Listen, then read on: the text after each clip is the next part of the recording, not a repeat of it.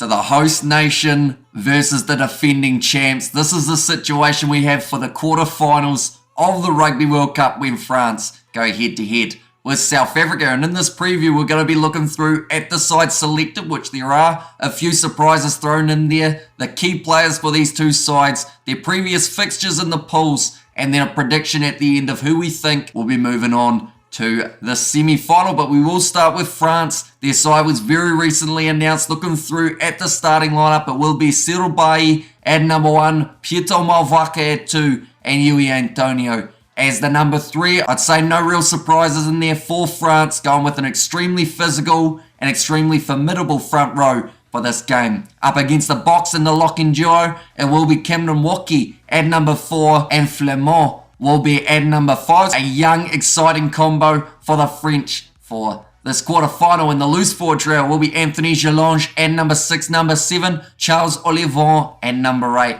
Gregory Aldred. Now, we have actually seen Gelange as well as Olivon get the captaincy for France throughout this Rugby World Cup, but that will not be needed in this game, and that is due to who is playing number 9. Ladies and gentlemen, after his face was broken 3 or so weeks later, Antoine Dupont is back in the French starting lineup. Now, it's going to be extremely intriguing to see how that man goes. He has been cleared to take contact, which is massive compared with how recently he did end up with his injury, but he will be starting at 9. I feel like the Springboks, they'll look at him as the walking wounded, perhaps try and target around the side of the breakdown. Number 10, Mathieu Jalibert. He is at a sensational Rugby World Cup competition, definitely due to the injury of Intermac. It meant that they needed a new man at 10 to step up, and Jalibert has done just that. Out on the wing, it is Louis Belparis. He is a young player with a lot of potential, enjoys running the ball, and it should be exciting to see him go head-to-head with Kurtley Arendse for this game. In the centres, it will be Jonathan Dante at number 12 with Gal Fiku on his outside at 13. Number 14, Damien Penaud has already scored quite a few tries throughout this Rugby World Cup. In fact, he is close to the leading try scorer, so we want to make sure he extends that little bit further in this game up against South Africa. And then number 15, to close out the starting side for the French, it is Thomas Ramos. Now, looking through at the key players, of course, Antoine Dupont would be the easy option to say, but I'm actually not going to say he will be the key, because honestly, it's extremely hard to tell how he's going to go in this game. His passing should be on point, of course, but it's when he hangs on to that ball, looks around the side of the breakdown, and then there's big Eben Etzebeth steamrolling towards him. That's going to be the scenario where we see whether or not Dupont is actually 100%, or whether he's put on a brave face, pun not intended, for this big match up against South Africa. But looking through key players, first of all, I feel like someone like a Gregory Aldred in this game could be massively beneficial for the French, mainly because of what he does around the breakdown. He's going head-to-head with Dwayne Vermeulen in this game. Of course, they like to bring that physicality in their loose forward trio. The French are pretty good at that recently as well. So I feel Gregory Aldred a good player to watch out for in this game. Of course, Damien Penaud, if they can get that ball out to him, he knows how to score tries. He's one of the most clinical wingers in World Rugby today. We'll be looking to add 1 or 2 more up against South Africa here. And then the last key player for the French, I would probably go with Mathieu Jalibert, mainly because if he can get the ball out the back line to the likes of Dante, to Belparis, out wide to Damien Penaud, that could be the game changer for the French. But of course, to be able to do that, they have to find a way around some of these South African players, and boy, have they got a big team taken to this quarterfinals. In the front row, Stephen Kitsoff at number 1, number 2, it is Bongi Mbonambi, and number 3, Frans Malherbe. So the expected front row for the Boks, no real changes there. Mbonambi, of course, in the starting lineup as the number 1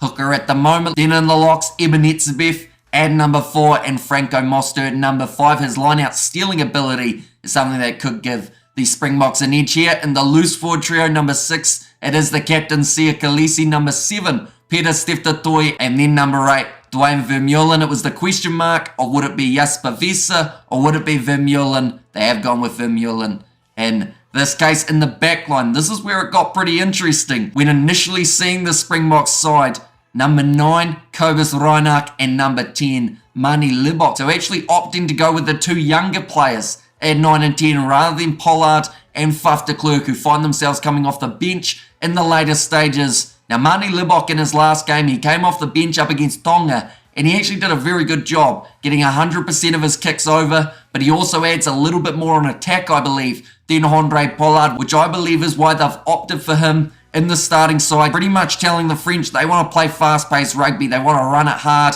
and they want to try and break down this Les Bleus defence. And I feel like with the ability of some of the players in this backline, that is more than likely going to happen. Out on the left wing, it is Cheslin Colby. In the midfield, Damien Delendy and Jesse Creel, so keeping that combination together, a lot more experienced than Esther Hazen. And Moody's combo, number 14, Kurtley Arendse, and then a number 15 to close out the starting side for the Springboks. It is Damian Valimza. So the key players now for the Boks, of course, I've mentioned about Franco Mostert and his ability to steal a ball in a line-out. I believe in this game, it's going to be absolutely crucial that the Springboks put the French line out under pressure. Pieto Malvaka, we know how much of a dangerous ball runner he can be, but if you can get his lineouts a little bit shaky, perhaps that is where the Springboks can start to find the momentum in this game. Also in their 4-pack, another player to watch out for, I believe, is Dwayne Vermeulen. They did play him at 7 for the last game, which didn't really tell us too much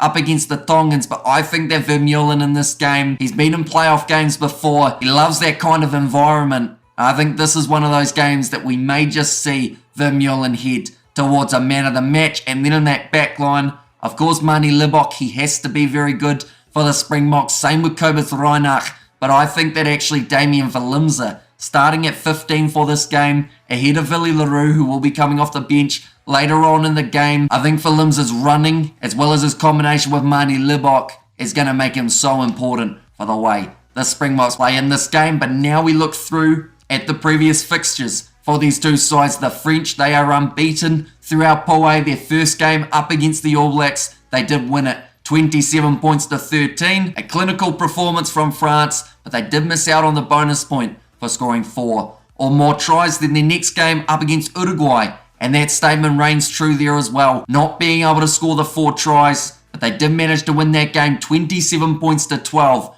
over Uruguay, with once again a decent performance. They won up against Namibia 96 points to 0, so they certainly received the bonus point there. And then their last game up against the Italians, winning at 60 points to 7. So they've scored over 150 points in their last 2 outings. But I have to say, going into this game up against the Springboks, of course, it will not be as easy as it was in those last 2 games. Looking through at the Springboks, in terms of what they have been able to do throughout this Rugby World Cup campaign, they got themselves the win over Scotland in the opening contest, 18 points to 3. We saw a try from Peter Steftatoy and from Kurtley Arendse, both men in the starting lineup for the Springboks here. They managed to beat Romania 76 points to 0. They were defeated by the Irish in their next contest, 13 points to 8. But it was always a game that could have gone either way. And I think those two sides, they want to meet again in the World Cup final. If it does become reality, will be an awesome game. And then their last game, it was up against the Tongans. And in that game, Tonga actually scored the most tries any side has up against the Springboks. Springboks still winning it though, 49 points to 18, having some decent stand-up performances from individuals in that contest that together in this team environment could prove to be extremely dangerous in this Rugby World Cup quarter-final. But now we are up to that stage of the video where we try our best to predict who is going to be walking away with the victory here. Now, I believe it will be a close game. I think that both sides will have their moments where it seems like they will be the team that walk away with the victory. Springboks actually come in as underdogs for this contest up against the host nation, France. But I still feel that the world champs have got a little bit more kick left in them for this Rugby World Cup campaign. And that is why I'm saying they will win this contest 25 points to 18. A relatively close game, 7 points difference, splitting the two sides. But I think with the Springboks, the young players that they've brought into the starting lineup, there's a lot of potential for them to find a way of digging deep, getting some early points on the board with Mani Libok, whether or not that's off the kicking tee or whether that is through a try assist or 2. And then also later on in the game, having Handré Pollard off the bench, Joaquin Smith, Faf de Klerk, I feel like that will add the stability that the Springboks need to close out the contest. I think the big uncertainty for France in this game is Antoine Dupont. Will he play 80 minutes? Will he play 5 minutes? And will he get out of this game without a severe injury that could shape the rest of his rugby career? I really hope